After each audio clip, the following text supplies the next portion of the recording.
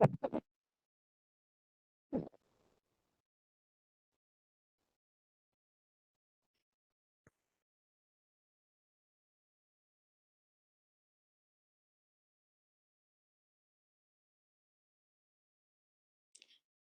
bom dia a todos. Mais uma vez, eu agradeço a presença de todos na nossa reunião e hoje nós temos um tema extremamente interessante que é a pancreatite nas crianças, né? Não é infrequente a gente receber opinião, né, ou ter que dar uma opinião a respeito de pancreatite aguda em crianças, principalmente a gente que faz ecoendoscopia ou faz colangia endoscópica retrógrada, se vale ou não vale a pena fazer endoscopia, como manejar esse tipo de paciente, né? Então é realmente importante que nós tenhamos uma noção mais sustentada a respeito desse tipo de doença que pode acometer, infelizmente, as crianças, né? Então, esse trabalho é um trabalho que foi publicado no Gastroenterology, num suplemento especial, em 2019, né? E acho que é um trabalho muito interessante que vai simplesmente nos orientar em relação ao que a gente deve fazer, como a gente deve se comportar. Então, Jennifer, por favor, fique bem à vontade para abrir essa discussão a respeito de pancreatite em crianças. Muito obrigada, doutor Celso. Bom dia a todos. Então, esse é um tema um pouco mais leve que o habitual, né? Sem muitos números, mas é porque por ser um artigo de revisão, mas ainda de extrema importância, como o doutor Celso falou, já que a gente vai ver que a taxa de pancreatite em criança não é tão baixa quanto antigamente se pensava e ela tem as suas características, né, bem particulares. A incidência, então, da pancreatite aguda na infância foi visto em artigos das últimas 2 décadas que ela varia em torno de 3 a 13 casos a cada 100 mil habitantes por ano. É um pouco só abaixo da incidência em adultos, que gira em média de 5 a 60 casos em 100 mil habitantes por ano, né? Antigamente, tinha-se a ideia que a pancreatite aguda era um quadro mais de adultos, né? E como o diagnóstico é clínico, e junto com exames de imagem, às vezes eles eram subdiagnosticados com a melhora espontânea após. Agora, a incidência de pancreatite crônica em crianças já é menor comparado com adultos. É em torno de 5 a 2%, ou 5 a 2 a cada 100 mil habitantes, que é em torno de um oitavo da população adulta. O aumento, então, na incidência desses casos, tanto da crônica, que também está sendo mais diagnosticado, quanto a aguda, ela provavelmente ocorreu pelo maior conhecimento, né, dessa doença. O aumento de crianças referenciadas a centros terceirizados, especializados, com conhecimento adequado para tratamento e diagnóstico das doenças pancreáticas, e o aumento na incidência da pancreatite biliar pelas altas taxas de obesidade infantil, esses dados dos Estados Unidos, né? É, como causa para pancreatite aguda na criança, fala-se muito em fatores de risco, porque geralmente não é apenas um fator responsável pela causa fator causal da pancreatite aguda, mas são alguns fatores que juntos acabam levando a ter o quadro, né? A associação genética, ela é responsável por 10% nas pancreatites agudas e até 50% nas pancreatites de agudas de repetição e 75% nas pancreatites crônicas. Ela tem um importante papel aqui, principalmente nas pancreatites crônicas, e o que é bem diferente das pancreatites crônicas vistas nos adultos, que a maior causa é a ambiental, né, por álcool e tabagismo. As mutações mais frequentes associadas à pancreatite, tanto aguda quanto crônica, é a fibrose cística, né, o gene da fibrose cística, por aumento da viscosidade das secreções e, portanto, obstrução do ducto pancreático, levando à hipertensão. O inibidor da protease serina casal tipo 1, genes da quimiotripsina C, os genes do tripsinogênio, o PRSS1, e a carboxilpeptidase. Sendo que esses genes da quimiotripsina C, foi visto também que além deles ajudarem a causar pancreatite, ter associação com as pancreatites, também tinha associação com o prognóstico, né? Então, os genes inibidores da protease serina casal tipo 1, quimiotripsina C e o do tripsinogênio, eles estavam mais relacionados à pancreatite crônica do que à pancreatite aguda recorrente. E ele era encontrado tanto em crianças quanto em adultos com esse gene, ou com pancreatite crônica e aguda regudizada. Pancreatite crônica, desculpa.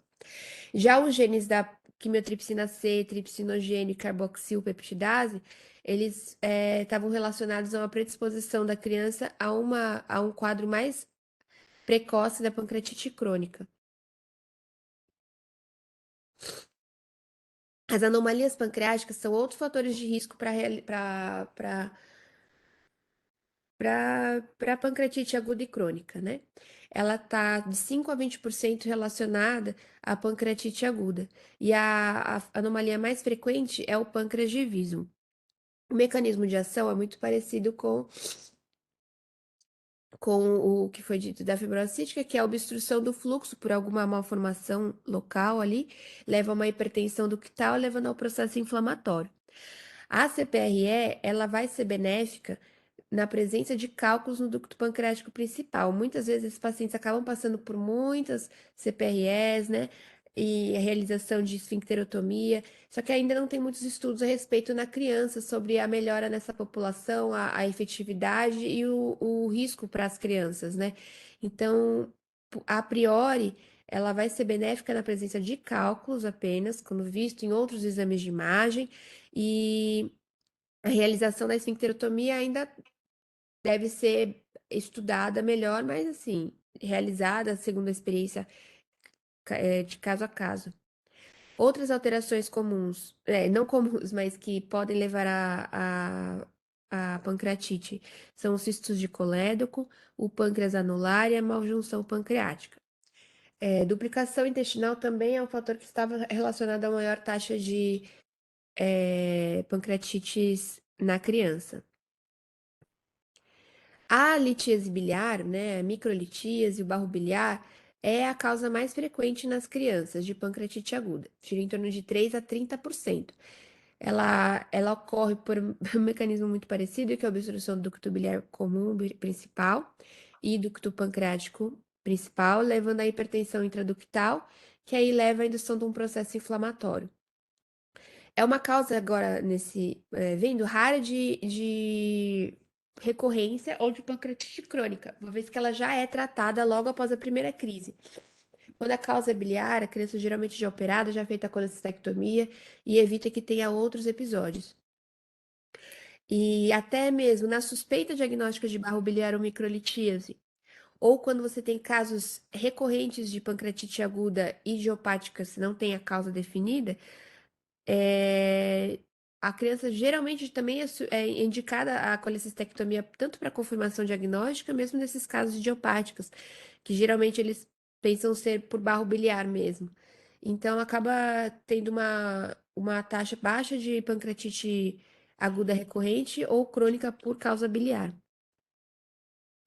As medicações são um outro fator de risco importante aqui. Ele está associado geralmente a 25% dos casos de pancreatite aguda, e eles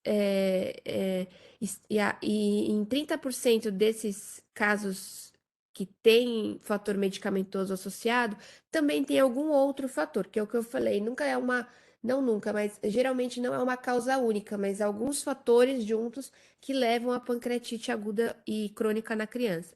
Os mais frequentes, as medicações mais frequentes nas crianças são os antiepilépticos, o ácido valproico, uma droga oncológica que chama asparaginase, e imunomoduladores, como aspirinas, mesalazina e corticosteroides. Aí, fatores de riscos adicionais para pancreatite aguda e crônica. O traumático, né? Geralmente o guidão da bicicleta numa criança maior, que ela acaba levando a trauma pancreático, automobilismo, automobilístico pelo cinto de segurança e maus tratos, né? Que não vai ter uma causa de trauma, mas vai ter algum estigma, né? Quando você tem uma suspeita de maus tratos. Desordens metabólicas, a cetoacidose diabética, hipertrigliceridemia, a hipercalcemia tem uma relação, aminoaciduras de cadeia ramificada, geralmente vistas no recém-nascido também. As infecções virais como herpes, salmonela, influenza, entre outros, também podem estar relacionados à pancreatite.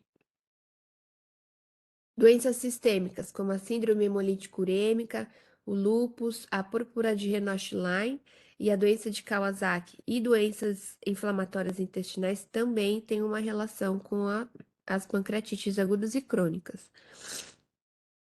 E a pancreatite autoimune, geralmente ela é encontrada do tipo 2 na criança, que responde bem à corticoterapia, tem baixas taxas de recorrência e tem uma relação de 30% com a doença inflamatória intestinal.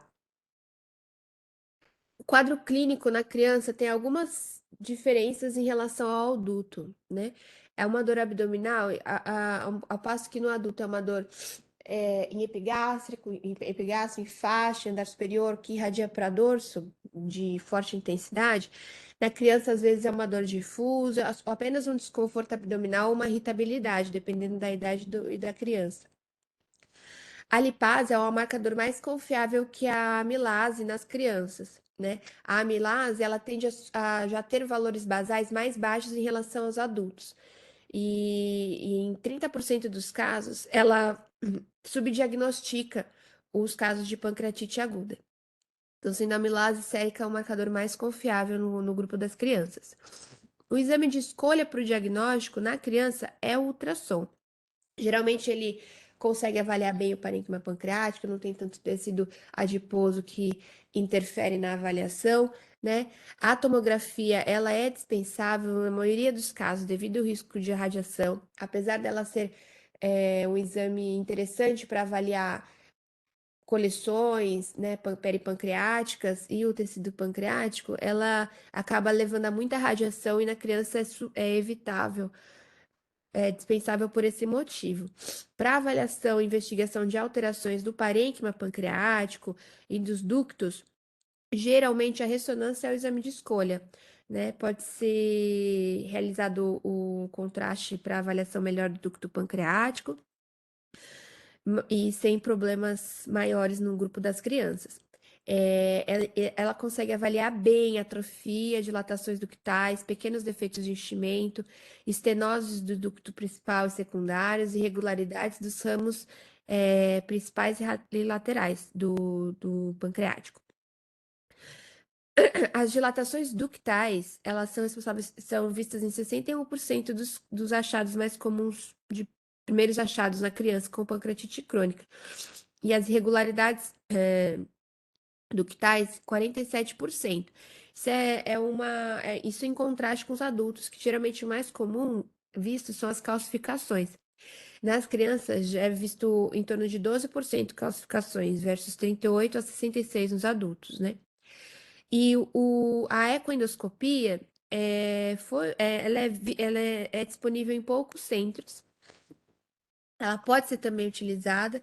Ela ajuda a identificar a causa biliar e já poderia tratar, né, levar a tratamento com a colangiografia endoscópica retrógrada no mesmo procedimento, né? E isso evitaria outras sedações.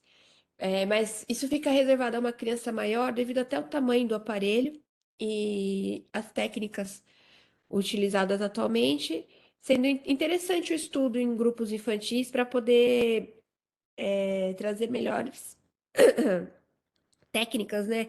E avaliar a sensibilidade e especificidade nesse grupo infantil que ainda não tem dados a respeito da cronoscopia, porque é muito raro, né? A disponibilidade em centros infantis.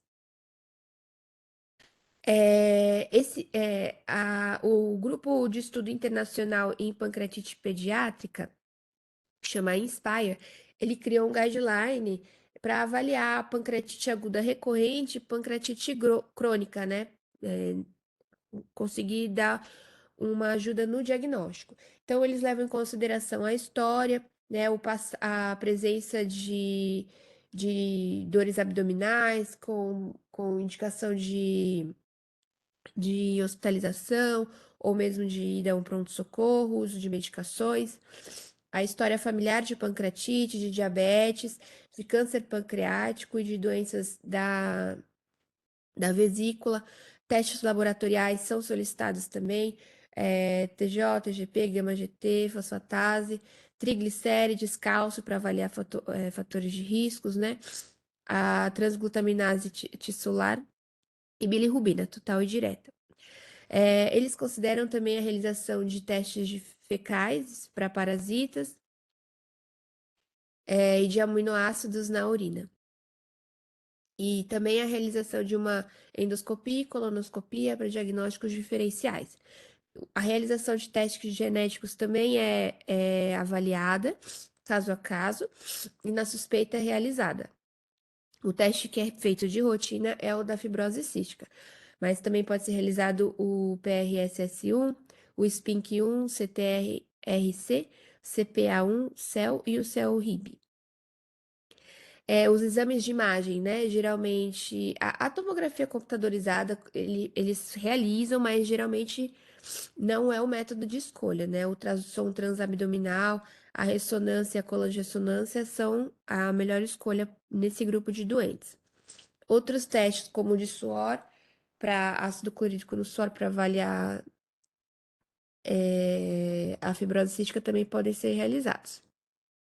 A classificação pela Sociedade Norte-Americana de Gastroenterologia Pediátrica e Hepatologia recomenda a classificação igual no adulto, na classificação de Atlanta, né? Leve é ausência de falência orgânica local ou sistêmica, a moderada, com falência orgânica transitória até 48 horas. Aí é que eles colocam complicações locais ou piora das comorbidades prévias também. E falência grave seria um caso de falência orgânica persistente. Do manejo clínico, aí já também é parecido com os adultos, né? Primeira coisa é determinar e remover os fatores de risco para pancreatite, se possível. Por exemplo, uma pancreatite biliar, trata no caso e aí faz cirurgia. É algo medicamentoso, retira a medicação, aumento de triglicérides, de hipercalcemia, também retirar o fator de risco. Realizar hidratação endovenosa e nutrição precoce para minimizar os danos inflamatórios, particularmente a disfunção de múltiplos órgãos, né? Que isso leva a hospitalizações em UTI até frequentemente nas crianças. Se introduzida dentro de 24 a 48 horas, a nutrição enteral ela é benéfica na pancreatite aguda pediátrica. Ela pode encurtar a duração da hospitalização em comparação com a restrição enteral completa, ou seja, jejum absoluto, tá? E é importante também avaliar complicações se um quadro de pancreatite mais moderada a grave, né? Então, peripancreáticas, avaliar as coleções líquidas, necroses, pseudocistos e extrapancreáticas, a trombose venosa portal, o hilo intestinal e a úlcera péptica. Também é importante realizar o manejo da dor e evitar ao máximo o uso de opioides que levam a vício no grupo infantil, sendo preferível o uso de analgésicos neurolépticos como a gabapentina. O prognóstico histórico na história natural da doença. Geralmente, a maioria dos pacientes na infância apresentam uma gravidade moderada. Vão precisar de UTI, conforme eu falei anteriormente, por uma disfunção múltipla de órgãos transitória. A mortalidade é baixa, menor do que no adulto, gira em torno de 5% a menos, e a recorrência da pancreatite aguda gira em torno de 15 a 35%. E ela geralmente está relacionada ao maior percentil de peso na criança, né? Crianças com obesidade, sexo masculino e uma necrose pancreática no primeiro episódio, que já leva, né, a uma deficiência do pâncreas, um parênquima já com algumas alterações. Então, aqui, as diferenças, né, do adulto e da criança, a pancreatite aguda, ela apresenta quase a mesma frequência, né? Ela vai ter etiologias variadas comparadas ao adulto, né? Que geralmente são para a crônica causas ambientais. Na criança a gente vê muito alterações genéticas associadas, né? E na aguda a causa biliar é parecida, como a mais frequente. A taxa de complicações e mortalidade geralmente são mais baixas nas crianças em comparação aos adultos, mas elas precisam ser tratadas e bem diagnosticadas para que seja, né, não tenha maiores pioras do quadro. E a pancreatite aguda recorrente e a crônica, ela tem um predomínio de alterações genéticas e anatômicas. Então, comparado, é o que a gente falou agora há pouco, né? Desculpa. E em crianças maiores, os fatores ambientais e autoimunes tendem a aumentar, tá? Então, começa a ficar um pouco mais parecido com os adultos, conforme a criança vai crescendo. Nas últimas décadas, então, houve um melhor entendimento dos fatores de risco e epidemiológicos nesse grupo infantil, que antes era visto como. Não era muito estudado, não se tinha muitos dados sobre pancreatite na criança, e por isso achava-se que não existia. E aí foram surgindo inúmeros artigos, relatos de casos no começo, né? E agora alguns artigos com casuística um pouco maior, mas ainda estudos longitudinais e randomizados seriam necessários para o melhor entendimento do papel desses fatores de risco, que são bem diferentes na criança do que no adulto, e a progressão e o prognóstico, né? Então, é isso. Muito obrigado, Jennifer. Eu acho que esse é um tema extremamente interessante, né? E apesar de serem crianças, é exatamente aquilo que eu já disse, né? Nós às vezes somos parados, né, nos corredores dos hospitais para discutir, às vezes, algum caso sobre pancreatite aguda em crianças. Eu tive a oportunidade já de ver alguns casos de pancreatite aguda em crianças, já tive a oportunidade de fazer vários casos de pancreatite aguda com a ecoendoscopia, e realmente a ecoendoscopia é um procedimento que ajuda, né? Principalmente a ecoendoscopia radial, que tem um transdutor que permite a realização de uma endoscopia simples, e ele ajuda com tranquilidade, mesmo em crianças bem pequenas, a fazer o diagnóstico, né, da causa dessa pancreatite aguda. Agora, sempre lembrar que a pancreatite aguda tem um detalhe genético muito importante, né? E que esse trabalho mostrou muito bem através da Jennifer, né? Mostrando que, principalmente nos pacientes com pancreatite crônica, 75% estão relacionados aos defeitos, entre aspas, genéticos que a gente tem. Além disso, sempre lembrar que quando você receber no seu consultório, né? E eu já tive a oportunidade de receber no consultório pacientes com 38, 40 anos de idade, que tem pancreatite de repetição, mas eles contam que essas pancreatites, elas sempre ocorreram desde criança, né? Então, realmente, isso chama bastante atenção, e não esquecer de, nestes casos, fazer a pesquisa genética, porque a pesquisa genética vai ajudar, principalmente na pancreatite crônica, mas também na pancreatite aguda de repetição, vai ajudar a fazer o diagnóstico, né, de uma pancreatite aguda relacionada ao fator genético. Principalmente quando você não encontra cálculo, você percebe que o paciente bebe de forma social, então você tirando essas causas que são muito frequentes nos homens, né, nos adultos, a gente consegue fazer esse diagnóstico. Então, eu queria colocar aí em discussão, eu queria saber de vocês o que é que vocês pensam, qual a experiência de vocês com isso, na sua prática clínica diária. Eu acho que esse é um assunto extremamente interessante, muito atual, e eu acho que realmente vale a pena a gente discutir para saber exatamente o que a gente deve fazer como endoscopista. Fiquem bem à vontade para falar.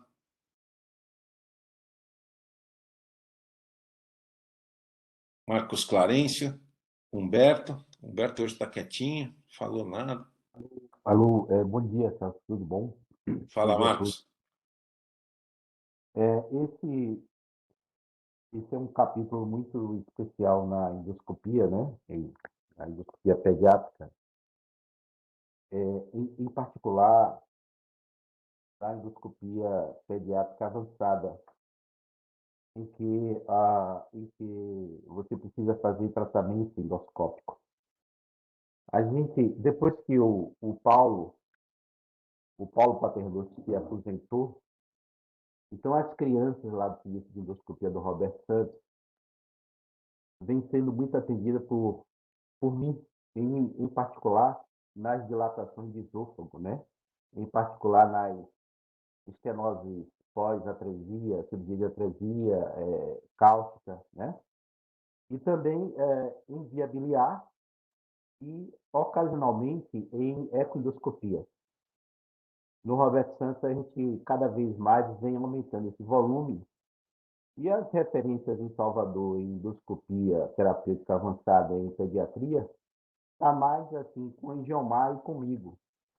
Então, quando pensa em terapêutica, o pessoal pensa em mim, pensa no Engelmar. O Engelmar menos, porque vem diminuindo seu volume de atividade. E o que é importante também, Celso, a gente trabalha muito com o peso da criança. Então, na endoscopia digestiva alta, 8, 10 quilos, o aparelho de endoscopia adulto dá para fazer. Abaixo disso, você já pensa em fazer como um aparelho pediátrico de 5,9, né? Em CPRE, a gente sempre tem um ponto de corte, como rotina, de 15 quilos. Aqueles pacientes entre 10 e 15 quilos, a gente avalia cada caso. Mas o ponto de corte, a criança tem 2, 3 anos, sim, quantos quilos tem? Eu quero saber quantos quilos tem.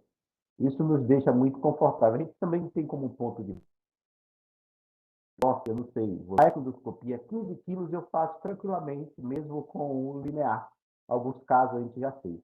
A respeito de pancreatite, o que já passou assim na nossa mão, a criança mais jovem tinham 3 anos, tinha 3 anos, em torno de 15 quilos, era uma pancreatite biliar, a gente tirou o cálculo da via biliar principal, né? Mas, além disso, chama atenção os casos de medicamentos, de vírus, né? Em medicamentos, o último caso que a gente teve com uma criança de 6, 7 anos, estava tratando a leucemia e fez um quadro fez um quadro de pancreatite com pseudocista e nós drenamos, né? Eu e o Vitor Rossi drenamos esse caso, foi um caso assim emblemático que a gente nunca esquece. Então, esse é um capítulo muito especial e cada vez mais a gente está tendo uma vivência e é necessária essa vivência, porque cursos, estágios de endoscopia pediátrica específicos são poucos no Brasil. Hoje, eu também trabalho em um hospital, o Marçagão Gestura, que é referência em criança até 15 anos, adolescente, e hoje a gente está formando nosso primeiro estagiário especificamente em endoscopia pediátrica. Mas é um capítulo especial que cada vez mais a gente sente a necessidade das crianças da nossa ajuda na endoscopia avançada, né? E parabéns aí a Jennifer, que fez uma bela apresentação.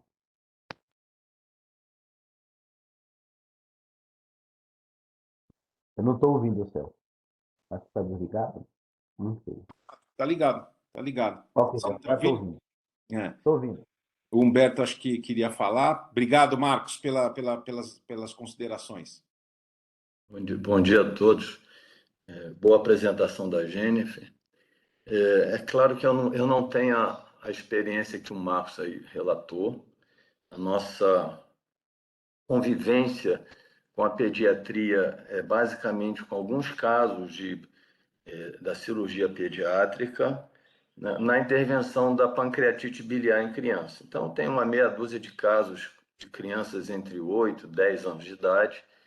E como o Marcos falou de caso emblemático, uma criança de 9 meses, em que a gente fez a CPR dela por coleto-colitiza. Não me pergunte como, porque é um relato à parte, né? Mas a gente conseguiu fazer. Então, basicamente em cima do artigo, eu acho que existem algumas dúvidas que a gente tem que se perguntar, né? A frequência de pâncreas de Wieson não é tão infrequente, né? As estatísticas mostram que não é tão infrequente, mas não é proporcional ao número de intervenções que a gente faz, seja na criança ou no adulto. Então, isso é um ponto. Quais são os outros fatores que poderiam estar, como a Jennifer bem mostrou, do artigo, os outros fatores que poderiam estar precipitando, ou seja, fossem um gatilho para uma pancreatite aguda, uma pancreatite recorrente, até mesmo o caminho para uma pancreatite crônica na população infantil que tem pâncreas de Wieson. Porque que a maioria não vai fazer nenhum tipo de pancreatite em nenhum tempo da vida. Isso é uma questão, né? Então, quando medicamentoso, isso passa muito pelos serviços que tratam pâncreas, que tratam oncologia. Não vejo problema, mas eu acho que o que me chama muita atenção é a correlação da esteatose pancreática com a pancreatite, com a pancreatite, né, em analogia com o fígado, e com o evoluir disso para a pancreatite crônica. Esse link já está praticamente estabelecido na literatura, e até mesmo com câncer pancreático. Então, estendendo um pouco o raciocínio, esse boom de câncer pancreático que nós temos visto, será que tem alguma coisa a ver com a esteatose pancreática que vem lá desde da infância e com quadros de pancreatite subclínicas ou mesmo evoluindo para uma pancreatite crônica e que a gente não consegue diagnosticar nos estágios iniciais, e quando a gente pega ou tem uma pancreatite crônica morfologicamente com o pâncreas destruído, ou o paciente tem um câncer pancreático. A gente sempre pega no final na linha de chegada, né? A gente nunca pega lá durante a evolução toda. Então, assim, eu acho que nós temos que, como médicos, de um modo geral, embora nós somos endoscopistas e tratamos as complicações, a gente tem que começar a refletir bastante, né? Como saúde pública mesmo, porque tanta criança obesa que temos, tanta síndrome metabólica que temos, e certamente isso deve ser a causa principal dessas pancreatites em criança e até dos adultos mais jovens. Então, só queria chamar atenção para isso. Nós já discutimos aqui também alguns artigos com essa associação de esteatopancreatite, né?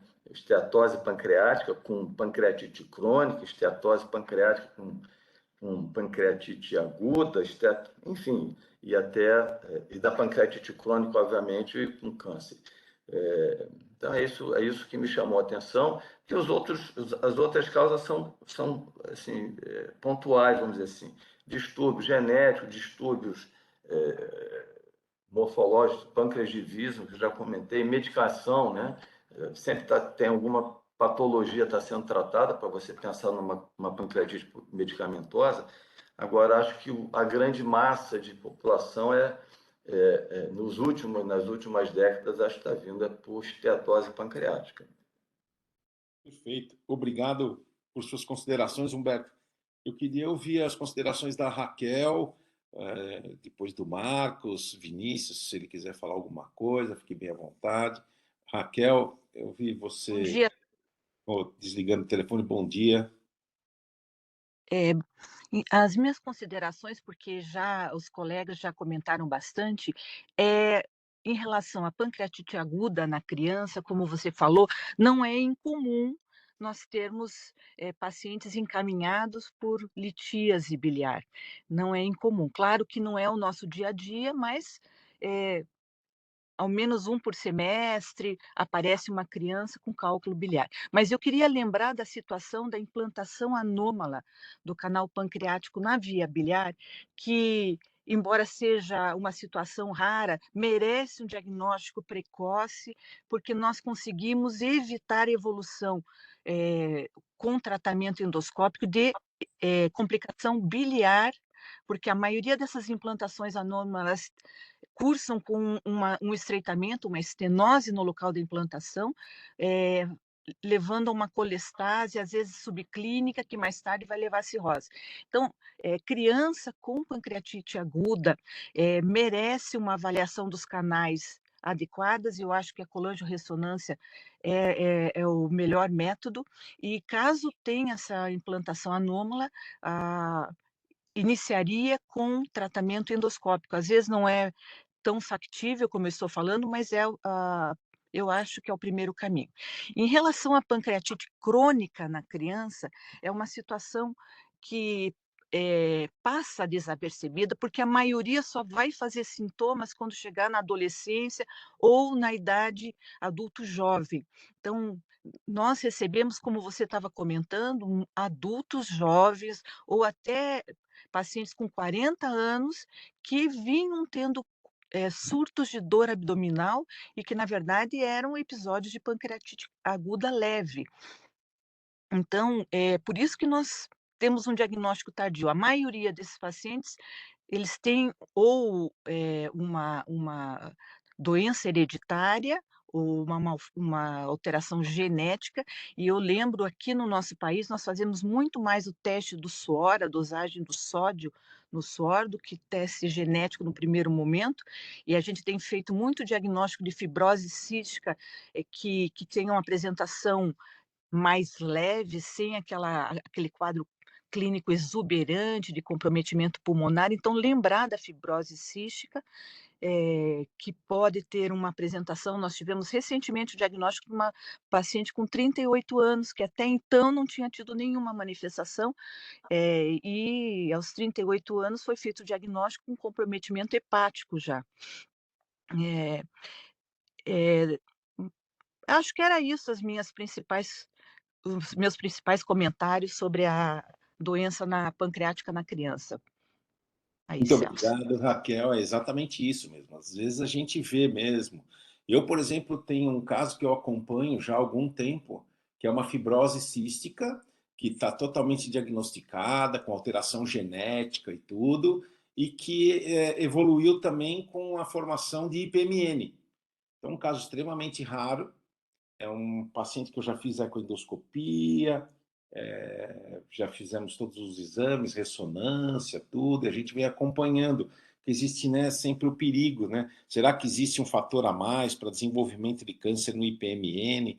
Mas são casos que realmente, esse é até um caso anedótico, né, eu posso dizer assim, mas é um caso que a gente vem acompanhando. E ele é um professor, né, um professor que estuda, inclusive, ele vê isso, é um professor de ginásio, e ele sempre discute com muita propriedade muitas coisas que acontecem. Né? Então, acho que realmente... Celso, Oi, pode falar. só complementando que agora você falou de acompanhamento, não esquecer dos pacientes jovens com pancreatite hereditária. Nós vamos Exato. ter que acompanhar para o resto da vida, porque eles têm um potencial de câncer muito acentuado em relação à população de outros tipos de pancreatite crônica. Então, bem lembrado, o acompanhamento por imagem é muito importante desses pacientes. Exatamente. E só para lembrar que a pancreatite crônica hereditária, o diagnóstico é exatamente esse, né? São pacientes jovens que não têm história de álcool, absolutamente nada, e você pesquisa a parte genética, e a parte genética ela vem positiva para isso.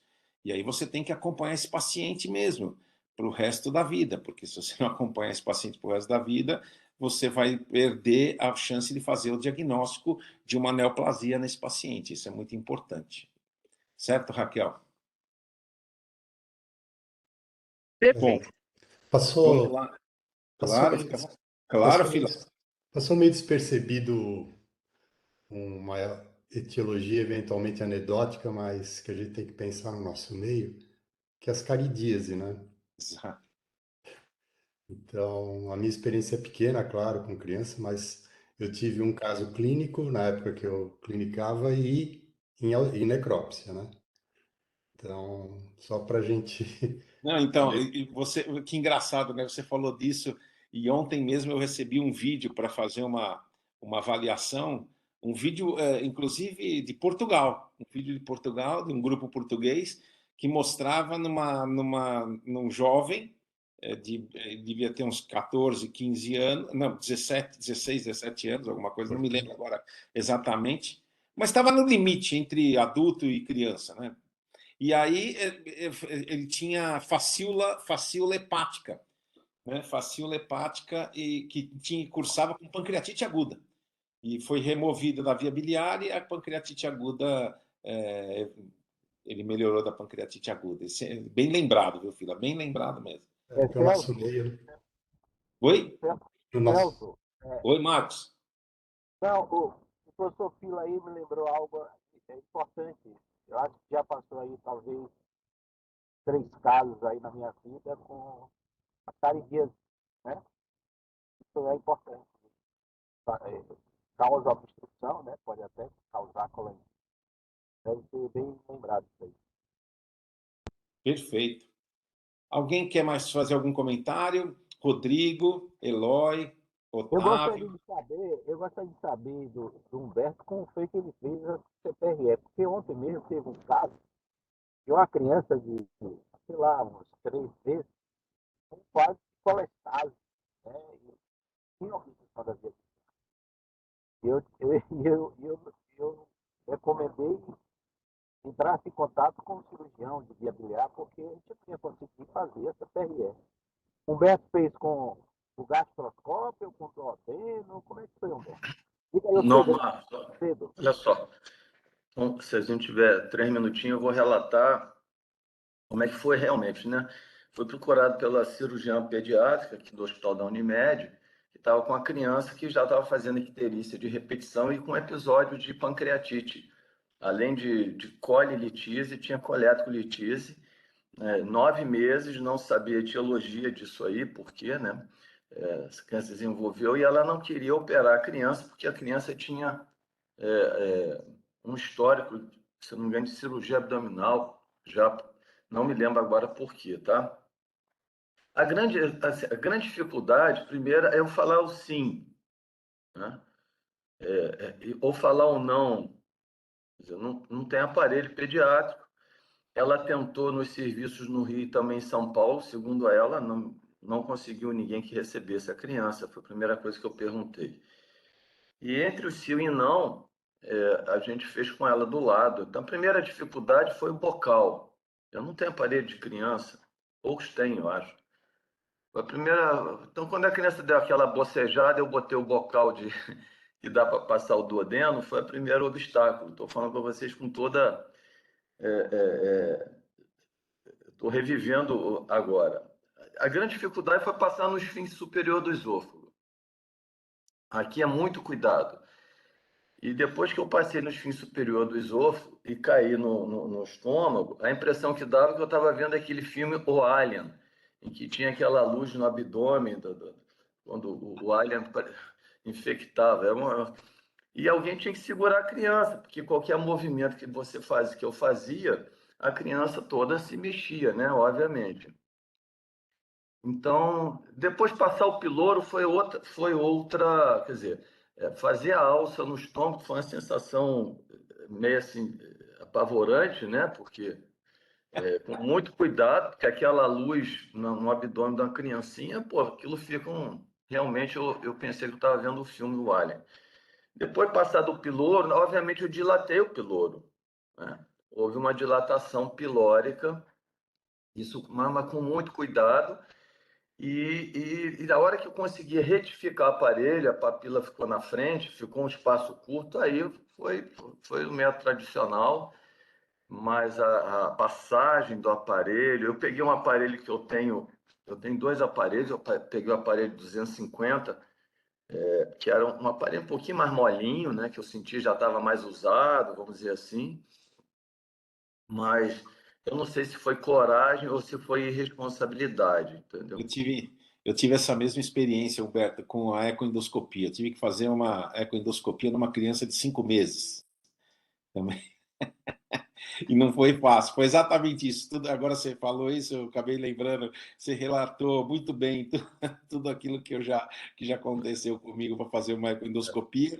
E era uma criança, eu até lembro que era uma criança do professor Marcel, que foi perguntar para ele, ele achou, dá para fazer ecoendoscopia? Ah, dá, mas só que eu preciso de uma biópsia. Aí eu tive que passar aquele transdutor. Não é fácil, bicho, não é fácil, não é Não, aí fácil. é pior ainda que o do. Não é fácil. E o que acontece para finalizar, viu, Marcos? Que depois a cirurgiã estudou melhor o caso, aí me chamou e falou assim: vamos publicar. Eu falei assim: negativo, negativo, vou publicar nada. Eu, hein?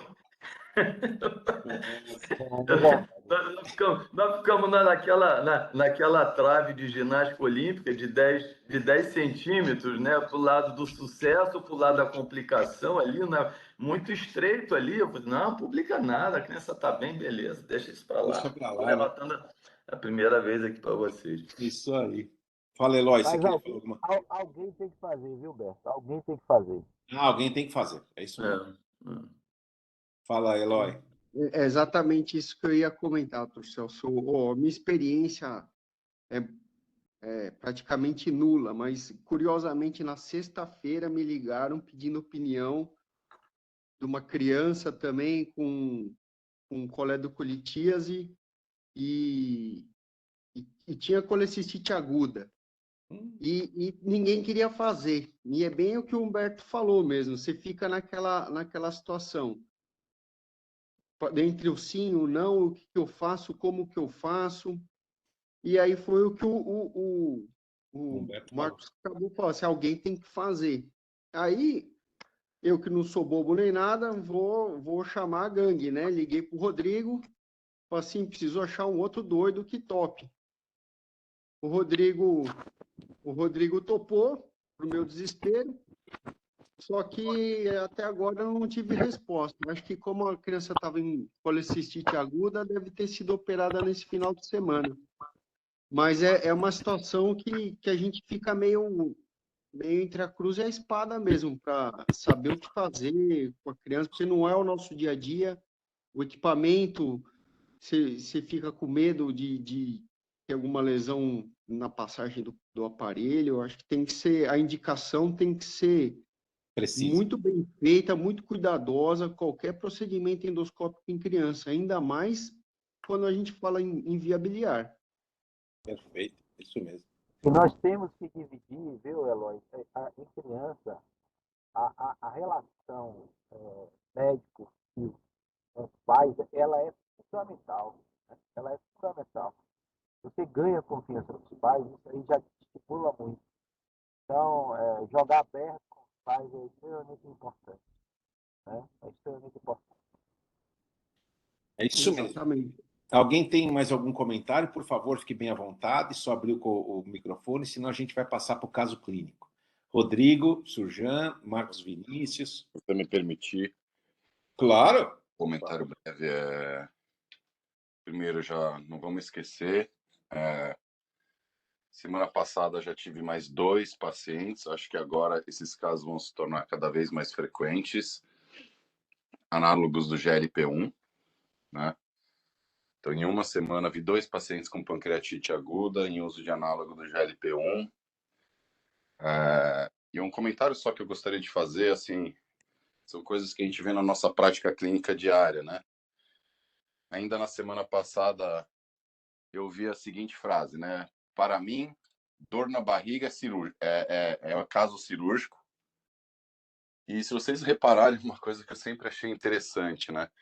Geralmente nos hospitais, pacientes que são admitidos com pancreatite aguda são sempre pacientes que vão para a cirurgia, que são encaminhados para a especialidade de cirurgia. Quer dizer, na prática clínica diária, para a maioria dos médicos, dor na barriga é cirúrgico, pancreatite aguda é cirúrgico, né? O que mostra que o conhecimento sobre essas patologias, especialmente sobre a pancreatite aguda, é extremamente escasso no meio médico, né?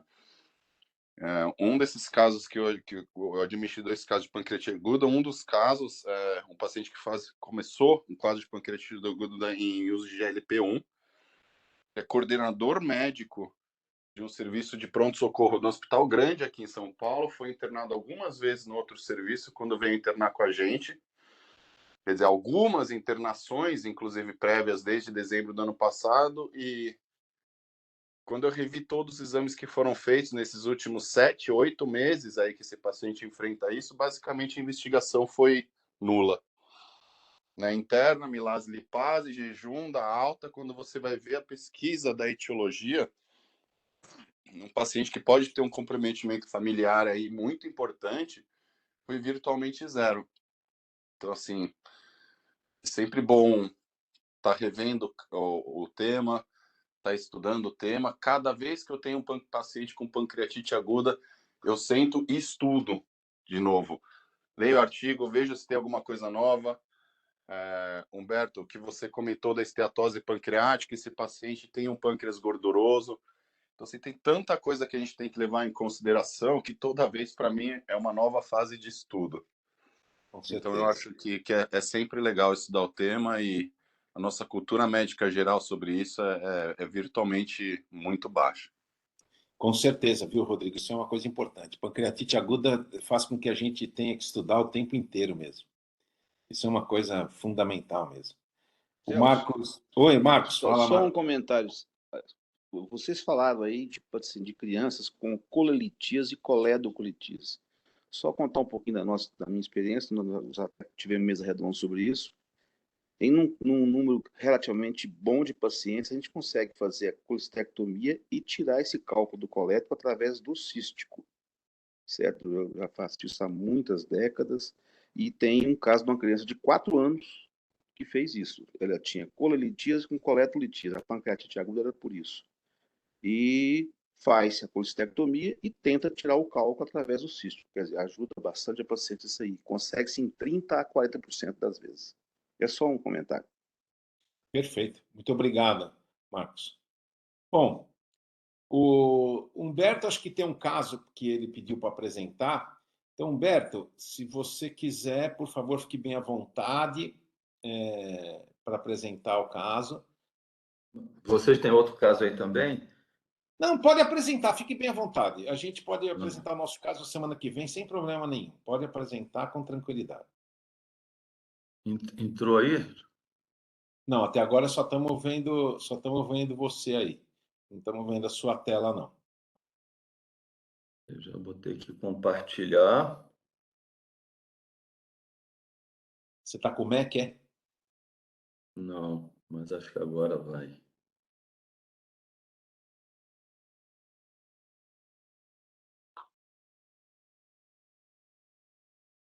Agora entrou. Pode ir. Tá bom aí a imagem? Tá, né? Tá bom. Tá, então Só esse está é um caso que a aparecendo, gente... só tá aparecendo 2 quadros cinzas que ocupam a tela, mas tudo bem. Tá bom. Vai lá. Quatro cinzas? Não, você até baixou agora. É um que. Doutor Humberto, provavelmente é a câmera que o senhor deixa aberto. Ah, tá. Melhor O você senhor tá desligar a usando, câmera. fica um quadradinho Então, só. peraí, deixa eu ver se eu desligo a câmera aqui. É só fechá-la ali por cima.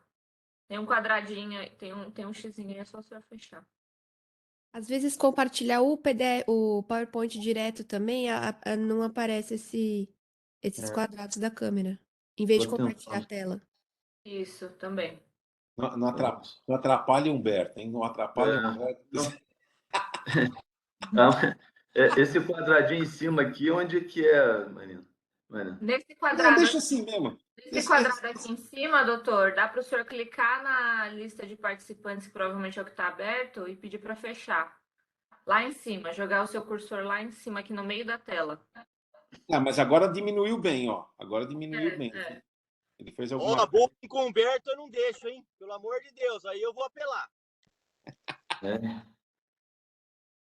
Olha só. Vai lá, pode apresentar, Humberto. Pode pôr. Apresenta, não tem problema. Como é que tá? Tá melhor? Porque eu não estou Tá conseguindo. melhor, tá melhor, tá melhor.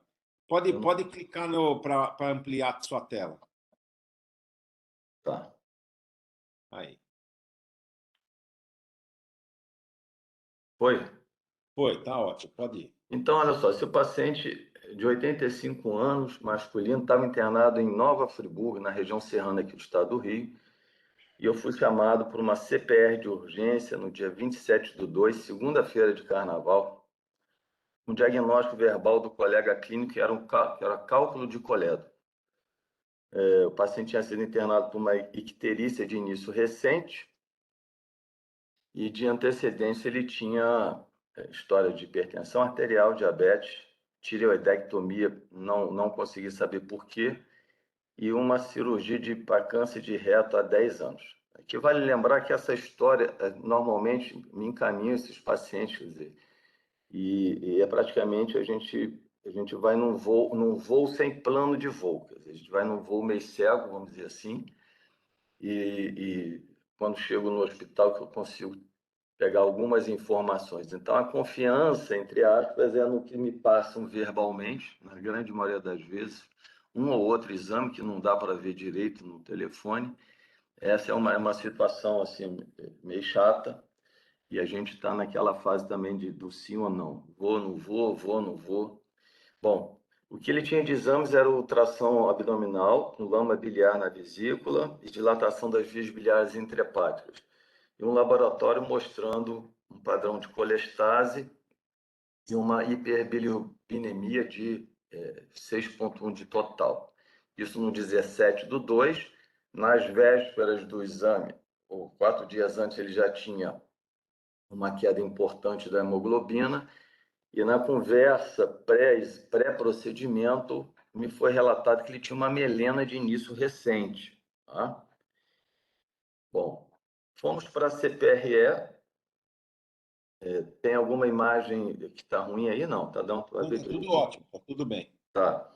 Então, na cateterização na colange, a gente vê uma grande falha de enchimento dentro do colédoco, dilatação das vias biliares intra e extrahepáticas. Nessa imagem, sugerem duas falhas de enchimento, como se fossem dois grandes cálculos a princípio, né? E aqui, quando a gente passa o balão extrator, veio coágulo. E, nesse momento, a colangiografia me mostra uma irregularidade distal, né, dessa área preenchida aqui no colédoco. Se alguém quiser parar e perguntar, pode parar, por favor. Tá? Nesse momento, o diagnóstico, claro que já era um diagnóstico de incerteza para colédoco-litise, ficou um diagnóstico de certeza que não era colédoco-litise. Né?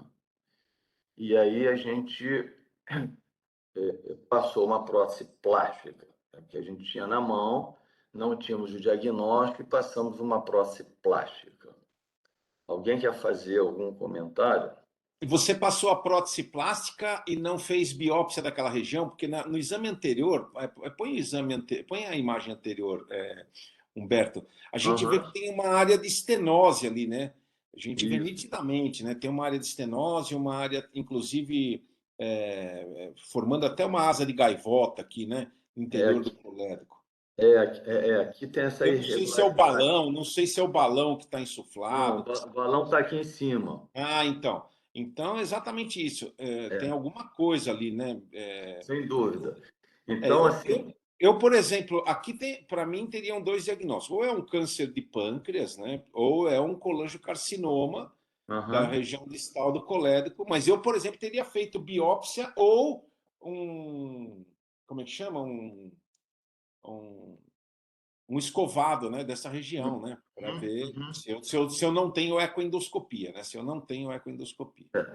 Obviamente eu não tinha ecoendoscopia e, obviamente, aqui no slide eu já botei que o meu diagnóstico pela imagem foi de câncer, de um colangiocarcinoma. E aí eu tomei a liberdade de botar esse artigo aqui que a gente já discutiu, sabe, Celso? A gente já discutiu aqui sobre a segmentação dos ductos biliares, né? Nós temos seis vamos dizer, estágios de ductos biliares, desde os pequenos ductos intrahepáticos, né, até a via biliar extrahepática. São 6 gerações, vamos dizer assim, de ductos, né? E a distribuição do colangiocarcinoma, né, entre intrahepático, a grande maioria é de formação de massa, né? E a infiltração periductal ou de crescimento dentro do ducto no colangiocarcinoma intrahepático é menos frequente. E o padrão misto tem 25% da incidência. Não sei se vocês se lembram desse artigo, achei ele Sim, muito... aquele artigo coreano, né? Um artigo coreano, se eu não me engano. Achei ele muito didático, então eu inseri aqui no meio da apresentação. Do colangiocarcinoma perilar e distal é o que a gente, vamos dizer assim, vai atuar, né, como endoscopistas, né, na grande parte das vezes. Geralmente são tumores não nodulares do tipo infiltração periductal, né, com aspecto esclerosante, com aspecto de infiltração, e o tipo de tumor de crescimento dentro do ducto, que eu acho que é esse caso aí que eu estou apresentando, é o menos frequente, né? E também levando em conta, o Fila depois pode me corrigir, pode falar, por favor, das lesões precursoras ou pré-invasivas, tendo a neoplasia intraepitelial biliar como a principal lesão precursora, vamos dizer assim, desses tumores, né?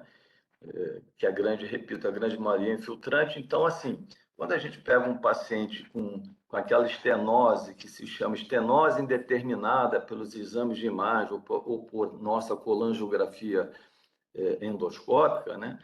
A grande maioria dos pacientes. Então, isso tem uma série de recomendações de como adquirir material. Então, a aquisição de material vai depender da topografia da lesão, da disponibilidade de equipamento e do material e da expertise da técnica. E como você lembrou, né, o Celso, o escovado tem uma baixa sensibilidade, o crescimento tumoral é abaixo da mucosa, então alguns trabalhos colocam até o Rose como aumentando essa sensibilidade de avaliação citopatológica na sala, e mesmo assim a dificuldade de interpretação pelo patologista devido às atipias, por litíase, por presença de prótese, ou seja, a biópsia transpapilar, que eu acho que caberia muito bem nesse caso aí que eu estou apresentando, com pinça Stander não é tecnicamente muito fácil, né? Você passar uma pinça Stander pelo elevador do duodenoscópio, posicionar, mas pelo tamanho da lesão seria uma técnica aplicável, a meu ver. E eu não apliquei essa técnica porque o dono do paciente falou assim: o paciente está sangrando, você não faz mais nada, drena, porque eu não quero esse paciente sangrando no meio do carnaval. Essa é a realidade, por incrível que pareça. Eu falei assim, não, mas vou passar uma pincinha, tirar 2 fragmentos. Não, não. Depois a gente vê isso. Isso me deixou com a calça, de calça arriada, como diz o outro, né? Então, não pude fazer o diagnóstico. Lembrando que essa biópsia tem uma sensibilidade de menos de 50%, que você deve tirar pelo menos 5 fragmentos para ter uma sensibilidade razoável, perto de 50%, 5 fragmentos. E eu já tive a oportunidade de fazer uma técnica que não fui eu que inventei, obviamente, que é um acessório feito à mão, que a gente passa, depois de passar uma estenose, até para lesões não nodulares, lesões infiltrantes, a gente passa o fio pela estenose, passa um dilatador de Sorrendra com a ponta cortada, ancora esse dilatador na estenose, deixa o fio, se der espaço, se a pinça for fininha ou não, e passa essa pinça, mas isso tudo com visão fluoroscópica, não é visão direta, né? E uma vez a pinça dentro desse dilatador de Sorrendra, a ponta dele ancorada na lesão, você faz a biópsia. Fiz 1 ou 2 casos no máximo, não é fácil. E o método combinado dá 60% de sensibilidade. Isso aqui é para lembrar Quer dizer, eu coloquei esses slides no meio do caso para lembrar os tipos de lesão que a gente tem quando a gente suspeita de colangiocarcinoma, e esse tipo nodular é o menos frequente, mas foi meu diagnóstico. Para complementar a aquisição de material, a firma Steres lançou uma pinça que é guiada, você passa ela pelo fio guia, nunca usei, e você consegue ter menos complicações como perfuração, porque você vai guiada mais de novo, é por fluoroscopia. A gente poderia pensar em uma colangioscopia direta. Nesse caso em si estava muito baixa a lesão, não sei se teria coragem para fazer uma colangioscopia, e lembrando que o tamanho do material na SpyBite é muito pequeno também. É pequeno, né? E a ecoendoscopia com a punção biópsia, nos 2 métodos, colangioscopia e a ecoendoscopia, tem um custo mais elevado que uma passagem de uma pinça direta no mesmo momento. Então, o ideal é que a gente fizesse na CPRE Index a aquisição de material, o diagnóstico de ser malignidade ou não, e traçar uma conduta, ou colocar uma prótese metálica definitiva paliativa, ou colocar uma prótese plástica para uma possível conduta cirúrgica do paciente. Infelizmente, esses pacientes não, quando eu chego para fazer o procedimento, eles não estão assim com uma equipe multidisciplinar, já avaliado, cirurgia, oncologia, todo mundo, para aliviar a icterícia, né? E essa prótese plástica foi que a gente colocou, já que eu não tinha diagnóstico, não passei a pinça para biópsia direta, e a aquisição de material ficou para segundo plano. Perfeito. Bom, quando eu cheguei depois do carnaval, me chegou a imagem da colangiorressonância que eu não tive no dia, e que eu separei a melhor imagem que eu achei pertinente, mostrando na cabeça do pâncreas essa área nodular, medindo 3,2 centímetros. Tá? E nesse momento, quem acompanhava o paciente me passou que já era dia 6 de março, então dia 27 para 6, 9, quase 10 dias depois, teve uma queda da bilirrubina, a bilirrubina foi para 4 de total, mantinha uma hemoglobina baixa, mas não tinha um relato de se esse paciente estava com sangramento visível, né? Com melena, enfim, ou se tinha parado de sangrar. Então, assim, então a partir de agora, eu vou dar continuidade, mas se alguém quiser fazer algum comentário, por favor, comentário, perguntas, críticas, o caso, eu acho que a gente mostrar os casos do dia a dia para isso, né? Não, eu gosto muito dos casos que se apresentam, porque realmente mostra exatamente o que a gente vê, né, no dia a dia aí, né? E isso é uma coisa interessante, porque a maioria das pessoas vão enfrentar isso na sua prática clínica diária, né? Eu tenho uma visão do colangiocarcinoma, Humberto, bem diferente de todos os nossos colegas endoscopistas, quer sejam eles europeus, quer sejam eles americanos. Eu acho o seguinte, na minha concepção, a única abordagem endoscópica que deve ser feita é nesse caso que você acabou de mostrar. Esse caso, o sucesso é excelente. A partir daí, você tem que fazer combinado, se você quiser fazer endoscópico. Então, essa é a minha... Eu tive até hoje excelentes resultados com colangiocarcinoma, principalmente nos bismuths 1, 2 e 3, mas no 1, somente endoscopia. Só o 1. O 2 e o 3, eu não fico lá tentando colocar 50 mil próteses, uma prótese, você demora para caramba. O que eu faço? Percutânea. O pessoal da percutânea, desde que tenha dilatação no interior da via biliar, eu já tive casos, inclusive, com o Rodrigo pode até atestar, os resultados são excelentes. Você faz um procedimento, drena praticamente 70% do fígado, que é o mais importante, e esse paciente tem uma excelente evolução. Muito melhor do que você ficar tentando. Eu me lembro do professor Ligurri tentando fazer aquilo, eu ficava lá 1 hora, 1h30, 2 horas, entendeu? Aí ele chamava o Didier Bonnel, nunca esqueço, Ele pegava, metia a agulha, onde você quer que drena? No quadrado? Tá bom, vou lá. Entrava por trás, entrava pela frente, passava o fio guia e aí você conseguia passar a prótese. Então eu tenho essa tanto que o Rodrigo me conhece, a gente já teve muito caso junto, eu falo para ele, tem Bismuth 2, tem Bismuth 3, passa, vamos fazer percutâneo. Em relação ao Spyglass, nesse seu paciente, acho totalmente desnecessário. Por quê? Porque nesse seu paciente, você vai conseguir com tranquilidade, colocando uma pinça de biópsia, você vai fazer o diagnóstico. Não vai precisar mexer muito nisso. Agora, eu também não deixaria de fazer o escovado, porque você estava num lugar, entre aspas, né, insalubre, né? Ou seja, você estava num lugar que não tinha muitas condições. Então, eu não deixaria de fazer o escovado e também não deixaria, mesmo o cirurgião pedindo para não sangrar, eu falava, sabe, você vai perder a oportunidade de fazer o diagnóstico, sabe, você vai perder tempo, né? Você vê, esse paciente está até o mês de março sem diagnóstico. Então, isso é uma coisa que eu sempre me impus muito.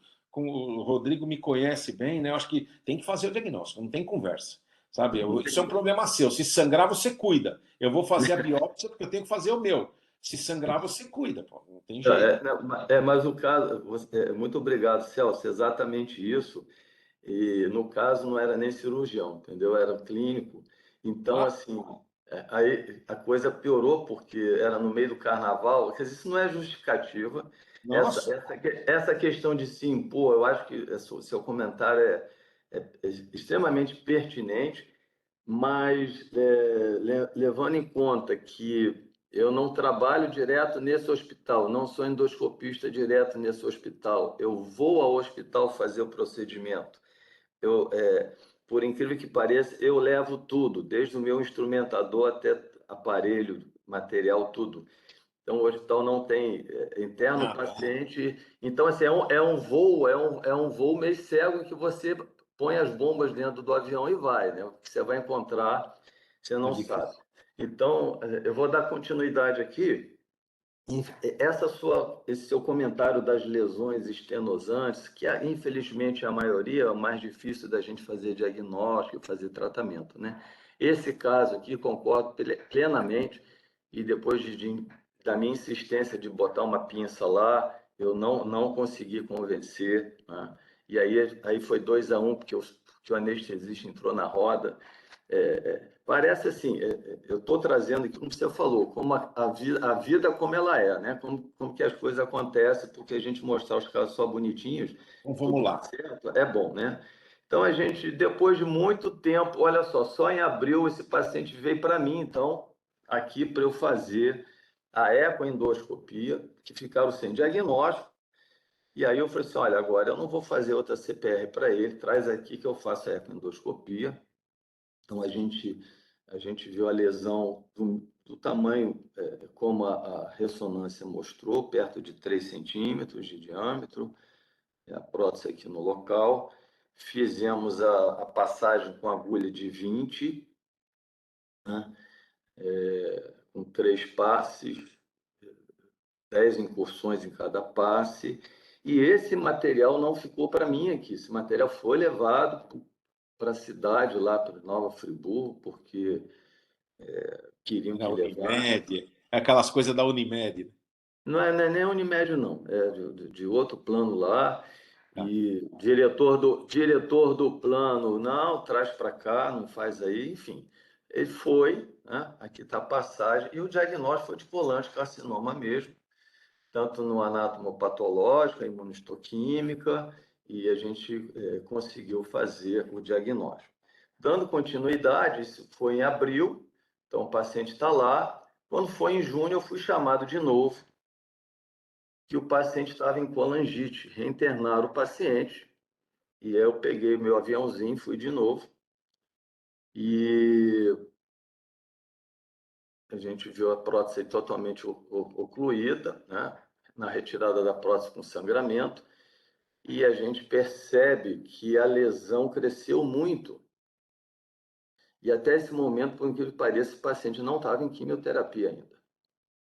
Não me pergunte por quê, e a gente, dessa vez, eu fui um pouquinho mais municiado, coloquei uma prótese metálica totalmente coberta, o paciente evoluiu bem, agora, no momento, está em quimioterapia, falei com a família essa semana, está em quimioterapia, está evoluindo bem, estável, tá? E esse é o caso que a gente quer apresentar. Só como ilustração, logo depois eu recebi da mesma cidade essa colangio-ressonância de um paciente de 60 e poucos anos, se eu não me engano, com essa lesão intrahepática, uma massa medindo 3,8 por 2,6 centímetros, compatível com colangiocarcinoma, no segmento 5 e 6, e nesse caso eu consegui discutir com um radiologista intervencionista no Rio, encaminhei o paciente para lá, que achei melhor, que a aquisição de material seria melhor, embora no segmento 5 e 6 talvez a gente conseguisse, pela ecoendoscopia, fazer a punção, mas esse paciente a gente não fez. Eu preferi deixar para o radiologista intervencionista ou, enfim, fazer a biópsia. Então, esse aqui é só para ilustrar, né, a diferença de abordagem, como você já comentou, e é isso. Perfeito. Eu vou pedir para o Rodrigo fazer os comentários. Se alguém tiver algum comentário, por favor, pode fazer o comentário. Rodrigo Surjan, se quiser fazer algum comentário em relação ao caso, o próprio Otávio, o Eloy. Bom dia, Humberto. Caso super interessante. Eu não me recordo só inicialmente, eu estava me movimentando da idade do paciente. 85. Um comentário só, assim, um colangiocarcinoma, a quimioterapia para ele, provavelmente a gente não vai conseguir um resultado muito bom, a gente ainda não tem bons agentes, e eu acho que aí também eu teria até uma certa curiosidade de saber o esquema que foi utilizado, porque provavelmente esse paciente foi considerado inapto para outro tipo de tratamento, e aí, inclusive, eles fazem uma escolha menos citotóxica de terapia, quer dizer, infelizmente, acho que as chances de uma resposta boa para esse paciente são um pouco pequenas, né? Eu só queria fazer um comentário, na verdade, um parente meu que eu acabei operando, num caso que ele tinha uma lesão de 1 centímetro no colédoco distal, na sua porção intrapancreática. A gente acabou operando esse paciente, uma lesão de 1 centímetro, que o anatomo patológico final veio um bilim. Ele não veio com colangiocarcinoma. E o mais curioso ainda desse paciente é que alguns anos depois ele aparece com uma massa no sigmoide, uma massa grande no sigmoide, e foi tentada mais de uma vez a amostragem tecidual, não tinha resultado, ele estava ocluído, a gente preparou o doente e operou, né, o que a princípio seria um tumor, e também era uma diverticulite que tinha cicatrizado e formado uma massa gigantesca na pelve dele. Eu comento que esse é um paciente que a gente operou 2 cânceres que não tinha câncer.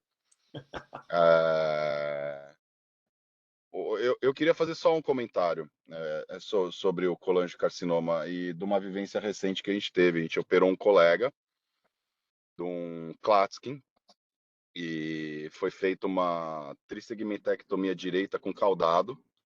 Do ponto de vista de performance hepático, o paciente foi super bem, ele está super bem. E a dificuldade que a gente teve foi a infecção. Então, assim, é um doente que eu já pus na sala e no primeiro pós-operatório eu coloquei meronem-targo para ele, no segundo pós-operatório eu associei antifúngico. Então, a única dica que eu dou é assim, nos casos que tem potencial de cirurgia de colangiocarcinoma, eu acho super importante desde o começo o cirurgião estar envolvido no processo. Perfeito. Não quero puxar a sardinha para o nosso lado, tá? Não.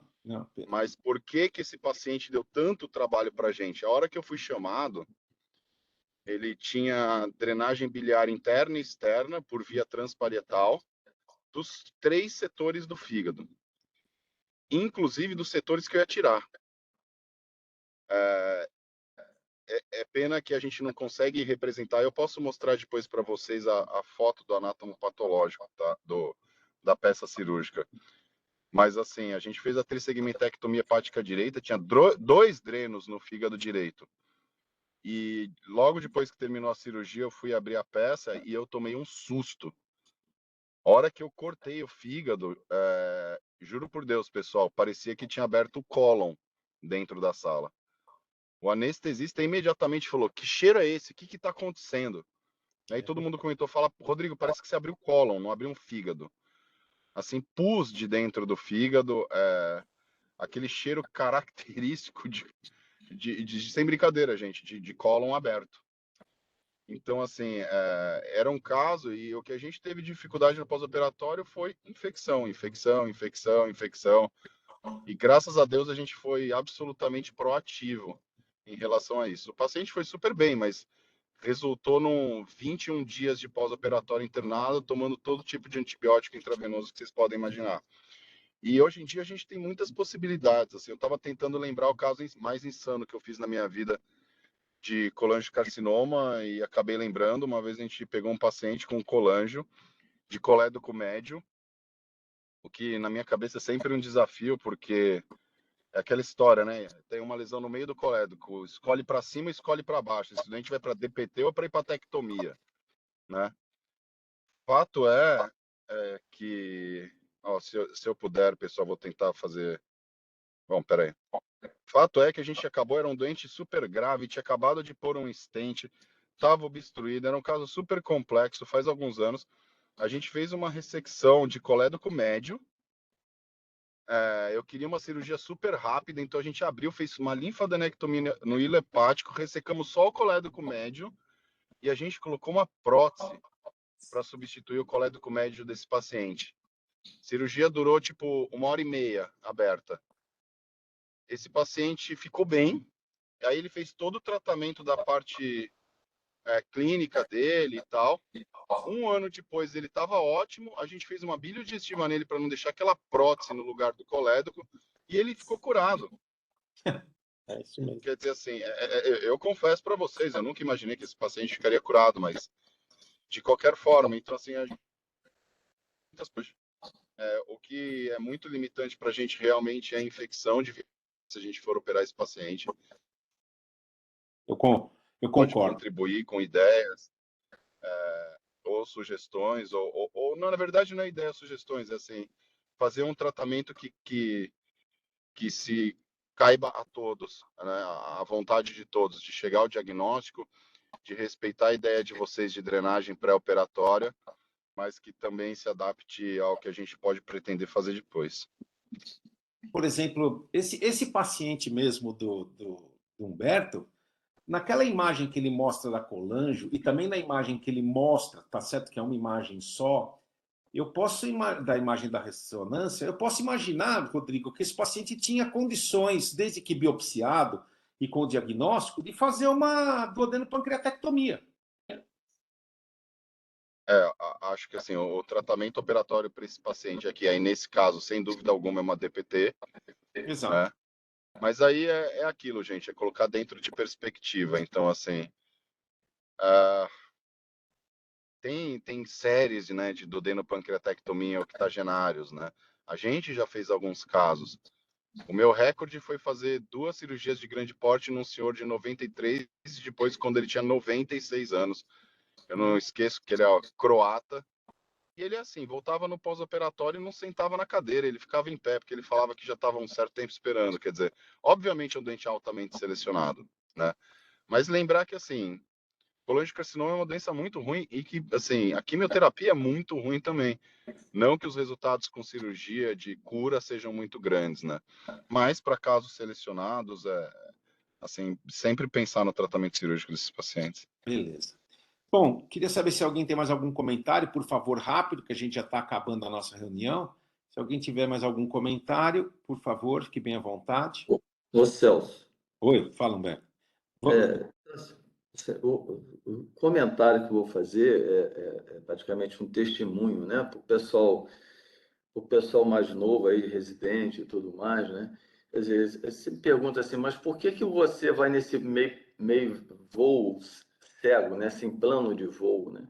Aí tem história familiar, história de vida envolvida com esse hospital, onde eu comecei lá 20 e tantos anos atrás. Isso é uma coisa paralela aqui. Mas a mensagem para os colegas é assim, de ter todo o arsenal na mão o quanto possível, né? O máximo possível, seja hospital particular, seja hospital público. E a grande dificuldade é a gente dizer não. Dizer não ao caso de uma criança para fazer uma CPR, uma criança abaixo de 10 quilos, quando você não tem aparelho próprio. Dizer não no meio do carnaval com um paciente de 85 anos, ictérico, num hospital que só tem você para chamar. Eu morei muitos anos em Nova Friburgo, então daí a minha ligação com esse hospital, né? Então, eu estou dando aqui um relato Perfeito. direto, né? E muitas vezes é difícil você, nas cidades pequenas, pelo menos aqui no estado do Rio, em cidades de 200 mil habitantes, 150 mil habitantes, que não é tão pequenininha assim, de você ter estrutura para você fazer isso aí. Exato. Então, assim, drenar esse paciente na primeira vez foi difícil, fazer a eco, trazer o paciente foi difícil, tudo é difícil, né? Mas dizer não é fácil. Dizer sim que é o difícil, porque a gente sabe que vai ter muitos obstáculos. Com Então, certeza. Não, parabéns. Eu acho essa- que parabéns pelo caso. Eu acho que é um caso extremamente interessante, como o Rodrigo disse. Eu acho que realmente é um caso que traz bastante a vivência do dia a dia. E não é fácil mesmo dizer não. Realmente, principalmente quando pedem para você. Bom, gente, eu acho que a gente vai encerrando por aqui mesmo. Eu agradeço mais uma vez a presença de todos. Um bom fim de semana, uma boa semana e que a gente esteja aqui na próxima semana para discutir mais um trabalho, mais um caso clínico. Mais uma vez, Humberto, muito obrigado pelo caso clínico. Acho que é um caso extremamente elucidativo e mostra bem para a galera aí, né, para os residentes, que a gente tem residentes aqui, como é difícil, né, o nosso dia a dia. Tchau, gente. Tudo de bom para vocês. Tchau, abraço. Até a semana que Tchau, vem. Um parabéns. abraço.